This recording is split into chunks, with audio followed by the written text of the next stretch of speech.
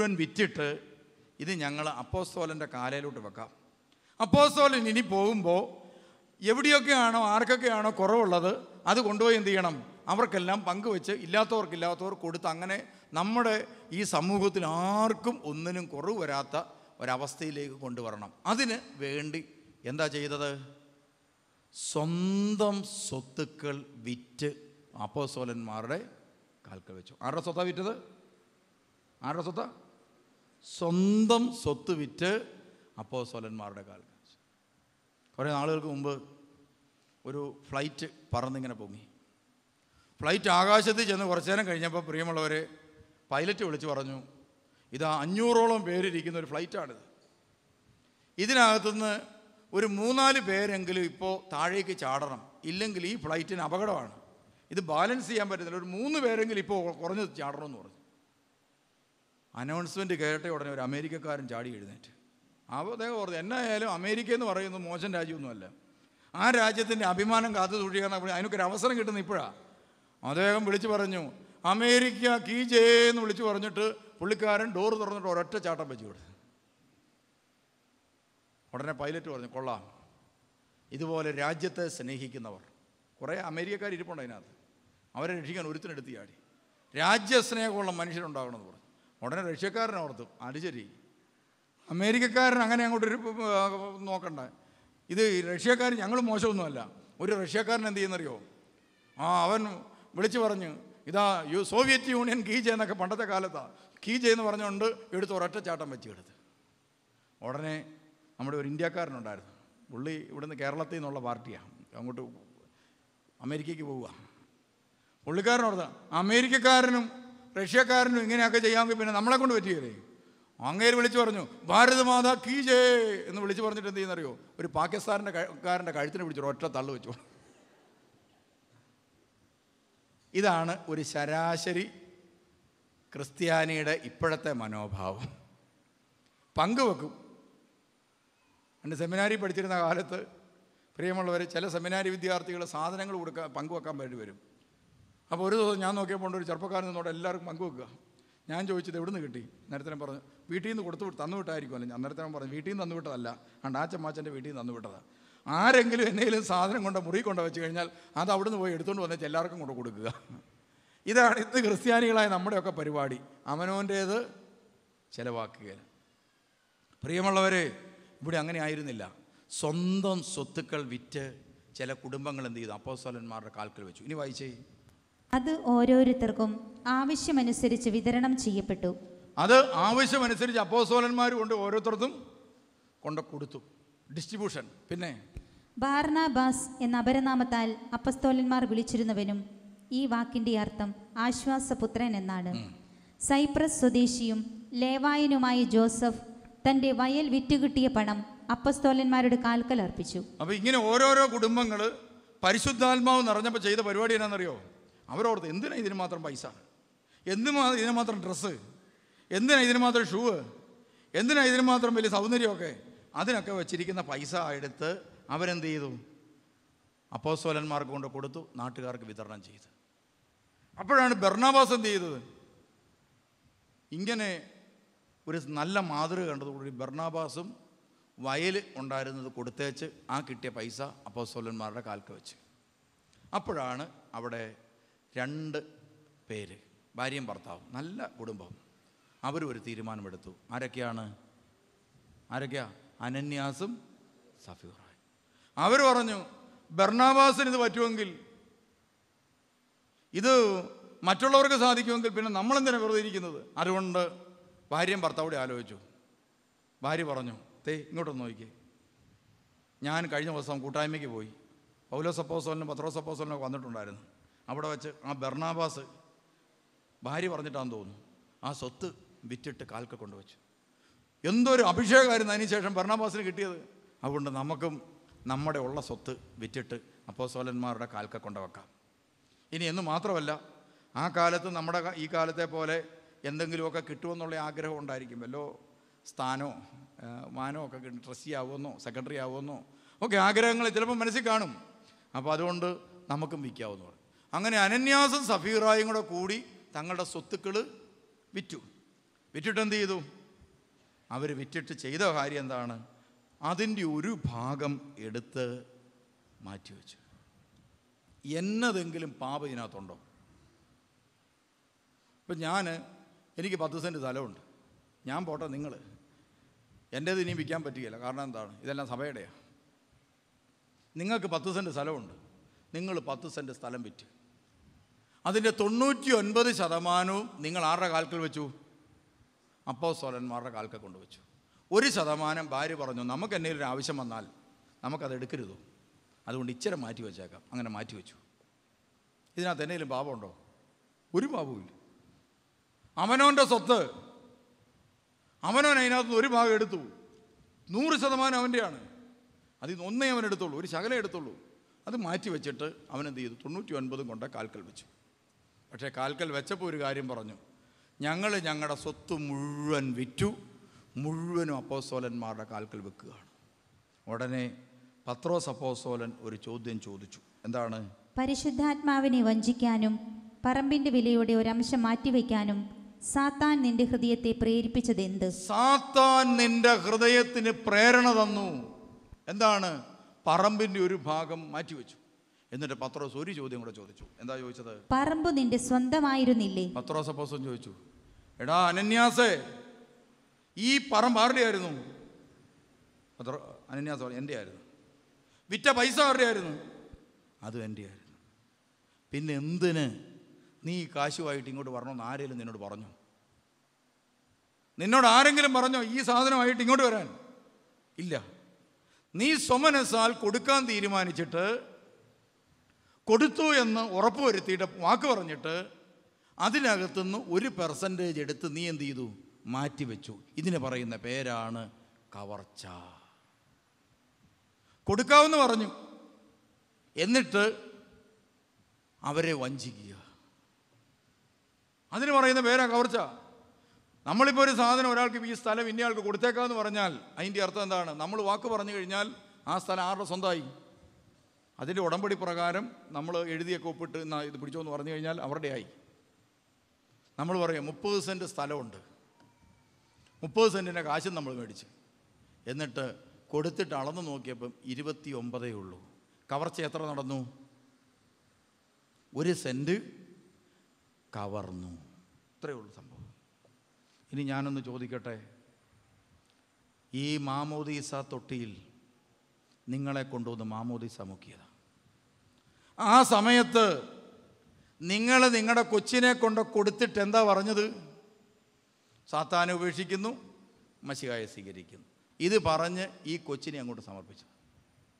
അതുകൊണ്ട് ഈ കൊച്ചിനെ മാമോദീസ തൊട്ടിയിൽ നിന്ന് സഭ എന്ത് ചെയ്തു? സ്വന്തം ശരീരമായി സ്വീകരിച്ചു. യേശുവിൻ്റെ ശരീരമായി സ്വീകരിച്ചു, സഭയുടെ കുഞ്ഞായി സ്വീകരിച്ചു. ഇനി നിങ്ങൾ നോക്കിക്കേ, നിങ്ങളുടെ ശരീരം ഇപ്പോൾ യേശുവിൻ്റെ ശരീരം പോലെയാണോ ഇരിക്കുന്നത്? നിങ്ങളുടെ ശരീരത്തിൽ ഇപ്പോൾ നടക്കുന്ന പ്രവൃത്തികൾ, ഇന്ന് വരെ നടന്നിട്ടുള്ള പ്രവൃത്തികൾ യേശുവിൻ്റെ പ്രവൃത്തികളായിരുന്നോ? നിങ്ങളുടെ നാക്കെന്ന് വരുന്ന വാക്ക് യേശുവിൻ്റെ വാക്കാണോ? നിങ്ങളുടെ തലയ്ക്കകത്തൂടെ പോകുന്ന ചിന്തകൾ യേശുവിൻ്റെ ചിന്തയാണോ? എങ്ങനെയാണ് ഈ രോഗമൊക്കെ ഒന്ന് പിടിപെടുന്ന് മനസ്സിലായി? അപ്പോൾ പ്രിയമുള്ളവർ, നമ്മൾ മാമോദീസായിലൂടെ നമ്മെ യേശു ക്രിസ്തു നമ്മളെ വിലയ്ക്ക് മേടിച്ചു. എന്തു കൊടുത്ത്? സ്വന്തം രക്തം കൊടുത്ത് വിലയ്ക്ക് മേടിച്ചു. അങ്ങനെയാണെങ്കിൽ പ്രിയമുള്ളവരെ, സ്വന്തം രക്തം കൊടുത്ത് വില കൊടുത്ത് മേടിച്ച ഒരു വ്യക്തി ഇതാ പാപം ചെയ്ത് സ്വന്തം ജീവിതത്തെ ഇതാ ദൈവകരങ്ങളിൽ നിന്ന് കവർച്ച ചെയ്ത് പാപത്തിനും പിശാചിനും വിട്ടുകൊടുക്കുമ്പോൾ അവൻ യേശു ക്രിസ്തുവിൻ്റെ രക്തത്തിനെതിരായി പാപം ചെയ്യുന്നു. യേശു ക്രിസ്തുവിൻ്റെ തിരുരക്തത്തിനെതിരായി അവൻ പാപം ചെയ്യുന്നു. യേശു ക്രിസ്തുവിൻ്റെ കാൽവറി മരണത്തെ അവൻ അധിക്ഷേപിക്കുന്നു. ഇതാണ് ക്രിസ്ത്യാനിയുടെ പാപം. ഇന്ന് ഏറ്റവും കൂടുതൽ രോഗഗ്രസ്തമായിക്കൊണ്ടിരിക്കുന്നത് ക്രൈസ്തവ സമൂഹമാണ്. ഇന്ന് ഏറ്റവും കൂടുതൽ കുഞ്ഞുങ്ങൾ പിഴച്ചു പോകുന്നത് ക്രൈസ്തവ കുടുംബങ്ങളിലാണ്. ഇന്ന് ഏറ്റവും കൂടുതൽ ഡ്രഗ്സ് ഉപയോഗിക്കുന്നത് ക്രൈസ്തവ കുടുംബത്തിലെ കുഞ്ഞുങ്ങളാണ്. കാരണം എന്താ? ധ്യാനകേന്ദ്രത്തിൽ വരെ പ്രിയമുള്ളവരെ ഡ്രഗ്സുമായിട്ട് വരുന്ന പിള്ളേരുണ്ട്. കഴിഞ്ഞ പ്രാവശ്യം ഇവിടെ ധ്യാനം നടന്നുകൊണ്ടിരിക്കുകയാണ്. ധ്യാനം നടന്നുകൊണ്ടിരിക്കുമ്പോൾ പരിശുദ്ധാത്മാവ് ഇവിടെ പ്രാർത്ഥിച്ചുകൊണ്ടിരുന്ന ആളുകൾക്കൊരു സന്ദേശം. ആ സന്ദേശം എന്തായിരുന്നു അറിയോ? ഇതിനുള്ളിൽ ഡ്രഗ്സ് കച്ചവടം നടത്തുന്ന ആളുണ്ട്. അപ്പോൾ എൻ്റെ കയ്യിൽ പ്രാർത്ഥിച്ച് കിട്ടിയ സന്ദേശമാണ്. അപ്പോൾ ഞാൻ പറഞ്ഞു അത് മാത്രം വിളിച്ച് പറയണ്ടേ, എനിക്കത്രയും കൂടി വിശ്വാസം വരുന്നില്ല പ്രിയമുള്ളൂ അങ്ങനെ ഒരു സംഭവം ഇതിനകത്തുണ്ടാകുമെന്ന്. അങ്ങനെയൊരു സംഭവം നമ്മുടെ ധ്യാന കേന്ദ്രത്തിനകത്ത് ഈ മയക്കുമരുന്ന് ഉപയോഗിച്ചവർ കാണും, മയക്കുമരുന്ന് ഉപയോഗിച്ചവൻ കാണും. മയക്കുമരുന്ന് കച്ചവടം ചെയ്യുന്നവൻ ധ്യാന കേന്ദ്രത്തിനകത്ത് വന്നിരിക്കുമെന്ന് സ്വപ്നത്തിൽ ഞാൻ വിചാരിച്ചിട്ടില്ല. വ്യാഴാഴ്ച ആയപ്പോൾ ഇതാ ഒരു പയ്യൻ അച്ഛൻ്റെ അടുക്ക ചെന്നു. എന്നിട്ട് അച്ഛൻ്റെ അടുത്തൊരു പേപ്പർ പൊതി കൊണ്ട് കൊടുത്തത് മയക്കുമരുന്നായിരുന്നില്ല. എങ്ങനെയാണ് മയക്കുമരുന്ന് പൊതിഞ്ഞു കെട്ടി കൊടുക്കുന്നതെന്ന് സൂചിപ്പിക്കുന്ന പേപ്പറുമായിട്ട് ഞാൻ ഇങ്ങനെയാണ് വിൽക്കുന്നതെന്ന് പറഞ്ഞു. അച്ഛൻ ആ സാധനമായിട്ട് എൻ്റെ അടുക്ക് വന്നു. ഒരു പേപ്പറിൻ്റെ കഷ്ണം മടക്കി എൻ്റെ കയ്യിൽ തന്നു. ഞാൻ ചോദിച്ചു തന്നെ. അന്നേരം പറഞ്ഞ് നമ്മുടെ ഇവിടെ ധ്യാനം കൂടുന്ന ഒരുത്തൻ മയക്കുമരുന്ന് കച്ചവടം നടത്തുന്നവനാണ്. അവൻ പറഞ്ഞ് ഇങ്ങനെയാണ് മയക്കുമരുന്ന് കൊടുക്കുന്നത്, ചെറിയ കനം കുറഞ്ഞ പേപ്പറിനകത്ത് പൊതിഞ്ഞ്. കണ്ടോ, ഇതെവിടെ ഉണ്ടായ സന്താനമാണ്? ഇത് ക്രിസ്ത്യാനിക്കുണ്ടായ സന്താനമാണ്. അങ്ങനെയെങ്കിൽ നിങ്ങൾ ആലോചിച്ച് നോക്കുക, എങ്ങനെ യേശുവിൻ്റെ ഈ ശരീരം, രക്തം കൊടുത്ത് വിലയ്ക്ക് വാങ്ങി ഈ ശരീരം എങ്ങനെ ഇങ്ങനെ വഴിപഴച്ചു, ആരീ പരുവത്തിലാക്കി? നമ്മൾ ചിന്തിച്ചു നോക്കി, ആരാ പ്രിയമുള്ളവർ ഇങ്ങനെ ആക്കി തീർത്തത്? ദുഷ്ടന്മാരുടെ ആലോചന പ്രകാരം നടക്കരുത്. നമ്മുടെ ജീവിതത്തിലെ ഒരു പ്രതിസന്ധി വരുമ്പോൾ നമ്മൾ ആരുടെ ആലോചനയാണ് നോക്കുന്നത്? ചുറ്റുപാടുമുള്ള മനുഷ്യരുടെ ആലോചന. നമ്മളിപ്പോൾ ഒരു കൃഷി ചെയ്യാൻ പോവുക, വാനില കൃഷി ചെയ്യാൻ പോവുകയാണ്. വാനിലയ്ക്ക് ഇപ്പോൾ ഏതാണ്ട് ഭയങ്കര വിലയാണ്, 40,000 50,000 വിലയാന്ന് തോന്നുന്നു വാനില. പണ്ട് 3,000 മറ്റോ വന്നപ്പോഴത്തേനും മൊത്തം ആളുകൾ എന്ത് ചെയ്ത് വാനില കൃഷി ചെയ്ത് 10 ലക്ഷം 7 ലക്ഷത്തിനൊക്കെ ലോൺ എടുത്തിട്ട് വാനില കൃഷി ചെയ്തവരുണ്ട്. വാനില കൃഷി ചെയ്ത പലരും കടബാധ്യതയായിട്ട് ഇവിടെ വന്നു. എന്നിട്ട് പറഞ്ഞു, തിരുമേനി ഒന്ന് പ്രാർത്ഥിക്കണം, വാനില കൃഷി ചെയ്ത് എൻ്റെ കൃഷിയെല്ലാം നശിച്ച് എല്ലാം പോയി, കാശ് പോയി. അപ്പം ഞാൻ പലരോടും ചോദിച്ചു, വാനില കൃഷി ചെയ്യാൻ തന്നോട് ആരാ പറഞ്ഞത്? ദൈവം പറഞ്ഞു. അന്നേരം പറഞ്ഞ്, ഇല്ല, അത് കർഷകശ്രീക്കകത്ത് വാനില കൃഷി ചെയ്താൽ വലിയ ആദായം കിട്ടുമെന്ന് കണ്ടു. അപ്പോൾ ഏത് വെളിപാടാണ് നമ്മൾ സ്വീകരിച്ചുകൊണ്ടിരിക്കുന്നത്? കർഷകശ്രീക്കകത്തുനിന്നും, പിന്നെ വയലും വീടിനകത്തുനിന്നും, പിന്നെ ടി വിക്കകത്തുനിന്നും, പിന്നെ അപ്പുറത്തെ അയലോക്കത്തെ ചാക്കോച്ചൻ പറഞ്ഞു, എടാ വെച്ചോടാ, ഇഷ്ടം പോലെ കിട്ടൂടാ. വല്ലവരും പറയുന്നത് കേട്ട് അത് വിശ്വസിച്ച് അത് പ്രാവർത്തികമാക്കാൻ നിങ്ങൾക്ക് എന്ത് എളുപ്പമാണ്. അയലോക്കംകാരൻ ഒരുത്തം പറഞ്ഞാൽ മതി, അന്നേരം നമ്മൾ അനുസരിക്കും. ഇപ്പോൾ ഉദാഹരണത്തിന് പറയുകയാണ്, ഇനി ഈ BBIക്ക് ഇനി ഭയങ്കര ഡിമാൻഡ് വരാൻ പോവുകയാണ്. ഒരു പേപ്പറിൻ്റെ അറ്റത്തെങ്ങാനും കണ്ടാൽ മതി, ഒന്നര പിള്ളേരെല്ലാം കൂടെ BBIക്ക് അങ്ങോട്ട് പോകും. ഉടനെ കേൾക്കുകയാണ് എഞ്ചിനീയറിങ്ങിന് ഭയങ്കര ചാൻസ് ഉണ്ടാകാൻ പോവുകയാണ്. ഉടനെ പിള്ളേരെല്ലാം കൂടെ എഞ്ചിനീയറിങ്ങിന് പോകും. ആര് പറഞ്ഞിട്ടായി പോകുന്നത്? ഒന്നീ പത്രക്കാർ, ഇല്ലെങ്കിൽ ആരെങ്കിലും വിവരമുള്ളവൻ, അല്ലെ വിവരം ഇല്ലാത്തവൻ, ആരെങ്കിലും പറയുന്നതാണ്. മനുഷ്യൻ പറയുന്ന വാക്കുകൾക്ക് നിങ്ങളുടെ ജീവിതത്തിൽ എന്ത് വിലയാണ്? എന്നാൽ നിങ്ങളുടെ ജീവിതത്തിൽ ദൈവം പറയുന്ന വാക്കിന് ഈ വില നമ്മൾ കൊടുക്കാറുണ്ടോ? ഉണ്ടോ? ഇല്ല.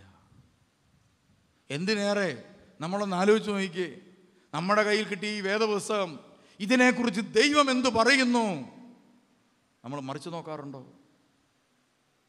ഒരു പെണ്ണ് പ്രേമിക്കാൻ പോകുമ്പം നോക്കാറുണ്ടോ? പ്രേമത്തെക്കുറിച്ച് ദൈവം എന്താ പറയുന്നത് നോക്കിയിട്ടാണ് പ്രേമിക്കുന്നത്. ഒരു ചെറുക്കൻ വന്ന് പറയുക, എനിക്ക് നിന്നോട് ഭയങ്കര സ്നേഹമാണ്, നിന്നെ കെട്ടിയാൽ കൊള്ളാമെന്ന് ആഗ്രഹമുണ്ട്. കേട്ട പാതി കേൾക്കാത്ത പാതി കാണാൻ പുറകെ അങ്ങ് പോവുക. എന്നാൽ അതിനു മുമ്പ് തന്നെ സൃഷ്ടിച്ച് രക്തം കൊടുത്ത് വിലയ്ക്ക് വാങ്ങി ദൈവത്തോട് ചോദിക്കാറുണ്ടോ? ദൈവമേ, ഇങ്ങനെ ഒരാൾ എന്നോട് വന്ന് ചോദിച്ചിരിക്കുക, ഇതിനെക്കുറിച്ച് നിൻ്റെ അഭിപ്രായം എന്താ? ചോദിക്കാറുണ്ടോ ദൈവത്തോട്? ഇന്നേ വരെ ആരും ചോദിച്ചിട്ടില്ല. അതുകൊണ്ടാണ് ഈ പ്രേമകല്യാണം മുഴുവൻ എന്ത് ചെയ്തത്? കുളവായിപ്പോ. പ്രേമകല്യാണക്കാർ പ്രത്യേകം ഓർത്തിരുന്നോണം, ഇതാ 10 വർഷത്തിനുള്ളിൽ അവൻ മുതുകത്ത് കയറിയിരുന്ന് ഇടിക്കും, ഉറപ്പാണ്. അതിന് വേറെ കാര്യമൊന്നും ഉണ്ടായിട്ടില്ല. എന്താണ്? നിങ്ങൾ പ്രതീക്ഷിക്കുന്നത് നൽകാൻ അവനെ കൊണ്ടാവില്ല. അത്രേ ഉള്ളൂ. നിങ്ങൾ പ്രതീക്ഷിക്കുന്നത് നൽകാൻ അവനെ കൊണ്ടാവില്ല. സ്നേഹം കിട്ടിയിട്ടാണ് നിങ്ങൾ പോയിരിക്കുന്നതെങ്കിൽ നിങ്ങൾക്ക് ലഭിച്ച സ്നേഹം കുറേ ദിവസങ്ങൾക്കുള്ളിൽ തീർന്നു പോകും. അതാ ഞാൻ പറഞ്ഞത്. ഇടി കിട്ടുക എന്ന് പറഞ്ഞാൽ സ്നേഹം നഷ്ടപ്പെട്ടു എന്നാണല്ലോ അർത്ഥം. അതുകൊണ്ട് ഇടി കിട്ടണമെന്ന് നിർബന്ധമില്ല. അല്ല, ചിലർക്കും 10 വർഷം എന്ന് അവർ എഴുതി വെച്ചിട്ടുണ്ട്. ഇടി കിട്ടിയില്ലല്ലോ. ഇടി വേറെ പല രീതിയിൽ വരാം. പായസമായിട്ട് നമുക്കറിയാമല്ലോ, ഫുഡിൻ്റെ പല പ്രോഡക്റ്റ് ഉണ്ടല്ലോ. ഇപ്പം അരിയാഹാരം നമുക്ക് ഏതെങ്കിലും രീതി കഴിച്ചാൽ പോരെ. ദോശയായിട്ടോ ഇഡലി ആയിട്ടോ ചമ്മന്തി ആയിട്ടോ കഞ്ഞിയായിട്ടോ ഏതെങ്കിലും രീതി കുടിച്ചാൽ പോരെ. എന്തായാലും ഏതെങ്കിലും രീതിയിൽ സ്നേഹരഹിതമായി ഈ സംഭവം പുറത്തു വരും. ഇപ്പോൾ അങ്ങനെ ജാഥ നിൽക്കുകയാണ് ഇവിടെ. ഈ പ്രേമകല്യാണം നടന്ന ശേഷം കുടുംബം തകർന്നവരുടെ ഒരു വലിയ ക്യൂ തന്നെയുണ്ട്. ഞാനിപ്പോൾ ഈ ടൈപ്പ് സാധനത്തിനെ കാണുന്നേയില്ല. കാരണം എന്താണ്? നമ്മളോട് ആരോടും ചോദിച്ചിട്ടല്ലല്ലോ ഈ പ്രേമിക്കാൻ പോയതും ചാടാൻ മറിയാൻ പോയത്. എന്നിട്ട് ഇതിനെല്ലാം കൂടെ തല്ലിക്കലക്കേച്ച് പിന്നെ ഇങ്ങോട്ട് വന്നു കഴിഞ്ഞാൽ നമ്മുടെ സമയം എന്തിനാണ് വെറുതെ കളയുന്നത് എന്ന് വിചാരിച്ച് ഞാനിപ്പം ഈ കേസ് പിടിക്കാറില്ല. പ്രിയമുള്ളവർ ഓർക്കുക, അവരുടെ മക്കളുടെ കാര്യം വരുമ്പോൾ ഇത് തന്നെ. ഒരു ഭാര്യയും ഭർത്താവ് ഈയിടെ വന്നു കഴിഞ്ഞാൽ മക്കളുടെ കാര്യം വന്നപ്പോഴും ഇത് തന്നെ. മക്കളെ കൗൺസിൽ ചെയ്തുകൊണ്ടിരിക്കുക. അതിനിടയ്ക്ക് വെറുതെ അപ്പനോട് ചോദിച്ചു, നിങ്ങളുടെ കല്യാണം എങ്ങനെയായിരുന്നു? അന്നേരം പറഞ്ഞു, ഞങ്ങളുടേതും ചാടിപ്പോന്നാന്ന് പറഞ്ഞു. പ്രേമമായിരുന്നു. കണ്ടോ? അപ്പം നമ്മൾ തമ്പുരാനോട് ചോദിച്ചിട്ടാണോ? യെശയ്യാ 30:1 വായിച്ചേ. കർത്താവ് അരുളി ചെയ്യുന്നു, എന്റേതല്ലാത്ത പദ്ധതികൾ നടപ്പിലാക്കുകയും എനിക്ക് അഹിതമായ സഖ്യമുണ്ടാക്കുകയും ചെയ്ത് പാപം കുന്നുകൂട്ടിയ അനുസരണമില്ലാത്ത സന്തതികൾക്ക് ദുരിതം. അനുസരണമില്ലാത്ത സന്തതികൾക്ക് എന്താ വരാൻ പോകുന്നത്? ദുരിതം. കണ്ടോ? ആരുത്തരവാദി? ആ വ്യക്തി തന്നെ ഉത്തരവാദി. കണ്ണീരാര് കാണണം? അവനവൻ്റെ കണ്ണീര് അവനവന് കാണാൻ പറ്റുകയില്ല, ഞങ്ങൾ കാണണം, ബാക്കിയുള്ളവർ കാണണം. അതുകൊണ്ട് പ്രിയമുള്ളവർ ഓർക്കുക, നമ്മൾ മാമോദീസ എന്ന് പറയുന്ന ഉടമ്പടിയിൽ നെറ്റിയേൽ മൂറോൻ വരച്ചവളാണെങ്കിൽ നിന്റെ ശരീരം നീ അപ്പോസ്തലന്മാരുടെ കാൽക്കൽ സഭയ്ക്ക് മുമ്പിൽ അടിയറവ് വെച്ച വ്യക്തിയാണ്. വിറ്റതാണ്. രക്തത്തിന് വേണ്ടി, കാൽവറിയിലെ രക്തത്തിന് വേണ്ടി വിൽക്കപ്പെട്ടതാണ് നിന്റെ ഈ ശരീരം. കാൽവറിയിലെ രക്തത്തിന് വേണ്ടി വിൽക്കപ്പെട്ടതാണ് നിന്റെ മനസ്സ്. കാൽവറിയിലെ രക്തത്തിന് വേണ്ടി വിൽക്കപ്പെട്ടതാണ് നിന്റെ ആത്മാവ്. നിനക്കിനി അതിൻ്റെ മേൽ അവകാശമില്ല. ഇത് യേശുക്രിസ്തുവിൻ്റെ നാമമഹത്വത്തിന് വേണ്ടി, ദൈവരാജ്യ നാമമഹത്വത്തിന് വേണ്ടി ഉപയോഗിക്കപ്പെടേണ്ട ശരീരമാണ്. നീ വിവാഹം കഴിക്കുമ്പോൾ ദൈവം മഹത്വപ്പെടണം. മക്കൾക്ക് ജന്മം നൽകുമ്പോൾ ദൈവം മഹത്വപ്പെടണം. നീ പരീക്ഷ എഴുതി പാസ്സാകുമ്പോൾ ദൈവം മഹത്വപ്പെടണം. നീ ഉന്നത സ്ഥാനങ്ങളിൽ ജോലി ചെയ്യുമ്പോൾ അവിടെ നിന്റെ ദൈവം മഹത്വപ്പെടണം. പ്രിയമുള്ളവരെ, ഞാൻ ഈ ആളുകളൊക്കെ ഇവിടെ വന്ന് സാക്ഷ്യം പറയുമ്പോൾ ഇത് സാക്ഷ്യം പറയിപ്പിക്കുന്നത് എന്തിനാണെന്നറിയോ? ആ വ്യക്തി മൂലം ദൈവം മഹത്വപ്പെടുകയാണ്. നമ്മളിങ്ങനെ പറയുകയല്ലേ, ഇവിടെ ഒരു സാക്ഷ്യങ്ങൾ പലരും വന്ന് പറയാറുണ്ട്. അപ്പോൾ പണ്ടൊന്നും ഞാനിത് അനുവദിക്കത്തില്ലായിരുന്നു. ഞാനങ്ങനെ മനസ്സിൽ വിചാരിക്കാം, നിനക്കിത് ജോലി കിട്ടിയാൽ നീ ആ വഴിക്ക് പോക്കണം ഞാൻ എന്നുള്ളൊരു ചിന്തയായിരുന്നു എനിക്ക്. പിന്നീടാണ് എനിക്കിതിന് കർത്താവ് തന്നെ നമ്മളെ പഠിപ്പിച്ചു, അങ്ങനല്ല, ദൈവരാജ്യം വളരണമെങ്കിൽ ദൈവം മഹത്വപ്പെടണം. അപ്പോൾ നമ്മൾ സാക്ഷ്യം പറയിപ്പിക്കാൻ തുടങ്ങി. എന്താ സാക്ഷ്യം പറയുന്നത്? ഇതാ ഞാൻ വന്ന് പ്രാർത്ഥിച്ച് യേശുക്രിസ്തു എൻ്റെ രോഗം എടുത്തു മാറ്റി. ഇത് പറയുന്നതോടുകൂടി പ്രിയമുള്ളവരെ, ദൈവം മഹത്വപ്പെടുകയാണ്, ദൈവരാജ്യം മഹത്വപ്പെടുകയാണ്. ആ വ്യക്തിയെ നടത്തിയ ആളോട് ഇത് പറയുമ്പോൾ ആ പ്രത്യാശ നഷ്ടപ്പെട്ട രോഗിയിലേക്ക് ദൈവത്തിൻ്റെ ആത്മാവ് അഭിഷേകം ചെയ്യുകയാണ്.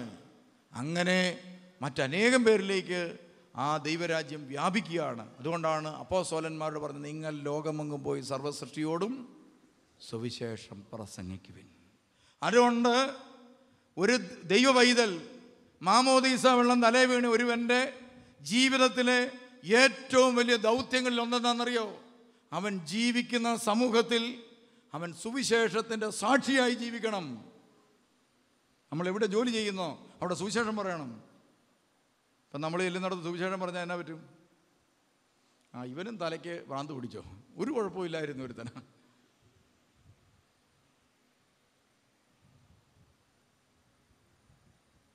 ഒരു കുഴപ്പവും തലയ്ക്കില്ലാത്ത ഒരുത്തനാണ്. അവനും ഈ അബദ്ധം പറ്റിയല്ലോ. നമ്മൾ പലരെക്കുറിച്ചും പറയാൻ തുടങ്ങും. പ്രിയമുള്ളവരെ, ആ നിന്ദനങ്ങളും അതുപോലെ അപമാനങ്ങളും സഹിച്ച് കർത്താവിൻ്റെ വചനത്തിന് സാക്ഷിയാകാൻ മനസ്സുള്ളവനെ കർത്താവ് വളർത്തത്തുള്ളൂ. വേറെ ആർക്കും അഭിഷേകം കിട്ടുകയില്ല. നമ്മൾ ഓർക്കുന്ന തൂത്തുട്ടി ചാപ്പലും ചെറിയ പാട്ടുമൊക്കെ പാടി മൂലയിൽ കൂടെ പോയാൽ ദൈവരാജ്യത്തിൽ വളരുമെന്നില്ല. ദൈവരാജ്യത്തിൽ വളരണമെങ്കിൽ അപമാനവും നിന്ദനങ്ങളും ഏറ്റുവാങ്ങി യേശു ക്രിസ്തുവിൻ്റെ തിരുവചനത്തിന് സാക്ഷിയായിട്ട് ജീവിക്കണം. ഞാൻ ഈ കർത്താവിൻ്റെ സുവിശേഷം പ്രസംഗിച്ച് 24 മണിക്കൂർ നടക്കുന്നത് എന്തുകൊണ്ടാണെന്നറിയോ? പ്രിയമുള്ളവരെ, ഇത് യേശുക്രിസ്തുവിനെ ലോകത്തിൽ പ്രഘോഷിക്കണമെന്നൊരു ദൈവ പൈതലിനോട്, ഒരു ക്രിസ്ത്യാനിയോട് ദൈവം പറഞ്ഞിട്ടുള്ളതുകൊണ്ട്. അപ്പോൾ നമ്മളോർക്കരുത്, എന്നാൽ പിന്നെ തിരുമേനി എന്നാലും പ്രസംഗിക്കല്ലേ, ഞങ്ങൾ എന്തായാലും കേട്ടേക്കാം. എല്ലാ ഞായറാഴ്ചയും ഞങ്ങൾ എന്ത് കഷ്ടപ്പെട്ട് വന്നാൽ ഞങ്ങൾ ഇരുന്ന് തരുന്നത് പോരാ. നിങ്ങൾ ജീവിക്കുന്ന സമൂഹത്തിൽ നിങ്ങൾ യേശുവിൻ്റെ സാക്ഷിയാകണം. നിങ്ങൾ സാക്ഷിയാകണം. നിങ്ങൾ പറയണം, ഞാൻ യേശു ക്രിസ്തുവിനാൽ വിലയ്ക്ക് വാങ്ങപ്പെട്ടവനാണ്. എൻ്റെ ശരീരം ദൈവം ഏറ്റെടുത്തിരിക്കുന്ന ശരീരമാണ്. ഈ ശരീരത്തിൽ ഞാൻ ദൈവത്തെ മഹത്വപ്പെടുത്തണം. അതുകൊണ്ട് എൻ്റെ ശരീരം കൊണ്ട് ഈ കാലഘട്ടത്തിൽ യേശു ചെയ്യേണ്ട പ്രവർത്തികൾ ഓരോന്നോരോന്ന് നടക്കണം. ഒരുത്തൻ പട്ടിണി കിടക്കുകയാണെങ്കിൽ നമ്മൾ ചിന്തിക്കണം, എന്നെ കൊണ്ട് അവൻ ഭക്ഷണം കഴിക്കണം. ഒരുവന് വസ്ത്രമില്ലെങ്കിൽ എന്നെ കൊണ്ട് അവൻ വസ്ത്രം ഉടുക്കണം. ഒരുത്തൻ ദാഹിക്കുന്നെങ്കിൽ അവൻ എന്നെ കൊണ്ട് ദാഹം തീർക്കണം. ഈ ആഗ്രഹത്തോടു കൂടി പ്രിയമുള്ളവരെ, നമ്മൾ ഈ എയിം വെച്ചുകൊണ്ട്, ഈ ലക്ഷ്യം വെച്ചുകൊണ്ട് നമ്മളൊന്ന് പ്രവർത്തിക്കാൻ തുടങ്ങിക്ക്, അതിനാവശ്യമായ എല്ലാ ദൈവകൃപയും ദൈവം നമ്മളിലേക്ക് ചൊരിയാൻ തുടങ്ങും. ഇതെല്ലാവർക്കും സാധിക്കും. ഒരു കോളേജിൽ പഠിക്കുന്ന പെണ്ണിന് ചെയ്യാൻ പറ്റുന്ന കാര്യങ്ങളുണ്ട്. എന്താണ്? നമ്മളിപ്പോൾ 5000 രൂപയുടെ ഒരു ചുരിദാറാണ് മേടിക്കാൻ വിചാരിച്ചു. അത് നമുക്ക് എന്ത് ചെയ്യാം? 1500 കുറയ്ക്കാൻ പറ്റും. എന്നിട്ട് ബാക്കി മിച്ചം വരുന്ന പൈസ കൊണ്ട് ഇതാ അപ്പുറത്തെ വീട്ടിലെ പെണ്ണിന് ചുരിദാർ മേടിക്കാൻ നിവൃത്തിയില്ലാത്ത 2 പേർക്കൊരു ചുരിദാർ മേടിച്ചു കൊടുത്താൽ അത് ഒരു വലിയ പുണ്യമാണ്. കുറേ ദിവസങ്ങൾക്ക് മുമ്പ് നമ്മുടെ ഒരു അച്ഛൻ ഇവിടുന്ന് എടവപ്പള്ളിയിലേക്ക് പോയി.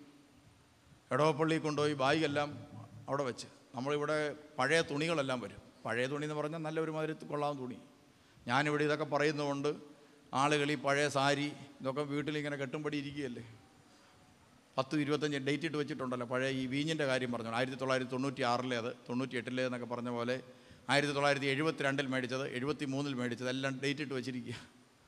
അപ്പോൾ ചിലരൊക്കെ ഈ പഴയതൊക്കെ ഇവിടെ കൊണ്ടുത്തരും. ഞാനിത് ഈ അച്ഛന്മാരോട് പറയും, നിങ്ങളിത് പോകുമ്പം അവിടെ പാവപ്പെട്ട വല്ലതും ഉണ്ടെങ്കിൽ കൊടുത്തേക്ക്. ഇവിടുന്ന് ഒരു അച്ഛൻ പോയി. അച്ഛൻ ബാഗ്, ഈ സാരിയെല്ലാം ബാഗിനകത്ത് വെച്ചുകൊണ്ടാണ് പോയത്. ദേറാക്കാരൻ അച്ഛനാണ്.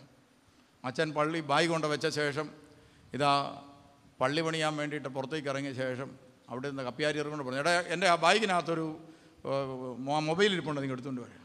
അവൻ ചെന്ന് പമ്മി ബാഗ് തുറന്നു. എന്നിട്ട് പറഞ്ഞു, അച്ഛാ, അച്ഛൻ്റെ ബാഗിനകത്ത് മുഴുവൻ സാരി. അച്ഛനൊരു സാരി എടുത്തിട്ട് പറഞ്ഞു, എടാ അവർ പാവപ്പെട്ടവനാ, നീ വരാൻ പറ, അതിനകത്തൊരു സാരി എടുത്തോളൂ. നിൻ്റെ അമ്മയ്ക്ക് ഒരെണ്ണം കൊടുത്തേക്കാൻ പറ. അവിടെ പാവപ്പെട്ട 15 കുടുംബങ്ങളുണ്ട്, 15 സാരി. അവിടെ നമ്മുടെ ഓർക്കണം, ഇവിടുത്തെ നാട്ടുകാർ സാരി ഉള്ളവർ കൊടുത്തത് അവിടുത്തെ പാവപ്പെട്ടവർക്കെല്ലാം.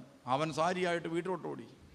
നോക്കിയപ്പോൾ അമ്മ കണ്ടു കഴിഞ്ഞപ്പോഴത്തേനും കാലും കൈയും എടുത്തിട്ട് ചാടുക. കാരണം എന്താണ്? അത്ര വില കൂടിയ സാരി. നമ്മുടെ വീട്ടിലെ ഏറ്റവും മോശം സാരി ഒരു ദേശത്തെ ഏറ്റവും വില കൂടിയത്.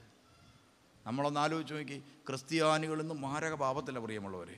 നമ്മളാരും സ്വർഗത്തിൽ പോകുമെന്ന് ദൈവത്തെ ഓർത്ത് വിചാരിക്കരുത്. നമുക്കെല്ലാവർക്കും കൂടി ഒന്നിച്ച് പോകാൻ ഒരു സ്ഥലം ദൈവം ക്രമീകരിച്ചിട്ടുണ്ട്. അതേതാണെന്നറിയോ? നരകം. കാരണം പ്രിയമുള്ളവരെ, ഈ ഇല്ലാത്തവനും പട്ടിണി കിടക്കുന്നവനും ദരിദ്രനും അംഗഹീനനും ഭക്ഷണം കഴിക്കാനില്ലാത്തവനും ഈ നാട്ടിൽ നമുക്ക് അപ്പുറത്ത് ജീവിക്കുമ്പോൾ അവിടെ സമൃദ്ധമായി ഭക്ഷണം കഴിച്ച് ജീവിച്ചാൽ തന്നെ നമ്മൾ നരകത്തിൽ പോകും. അങ്ങനല്ലേ കർത്താവ് പറഞ്ഞത്? ഞാൻ നഗ്നനായിരുന്നു, നീ എന്നെ വന്ന് ഉടുപ്പിച്ചില്ല. ഞാൻ രോഗിയായിരുന്നു, നീ എന്നെ വന്ന് കണ്ടില്ല. ഞാൻ കാരാഗ്രഹത്തിലായിരുന്നു, നീ എന്നെ സന്ദർശിച്ചില്ല. ഓർത്തി, നമ്മുടെ എങ്ങാനും ചുറ്റുവട്ടത്തിൽ ഒരുത്തനെങ്ങാനും നഗ്നനായി മരിച്ചാൽ ആ കാരണം കൊണ്ട് മാത്രം നമ്മളെവിടെ പോവും? നരകത്തിൽ പോവും.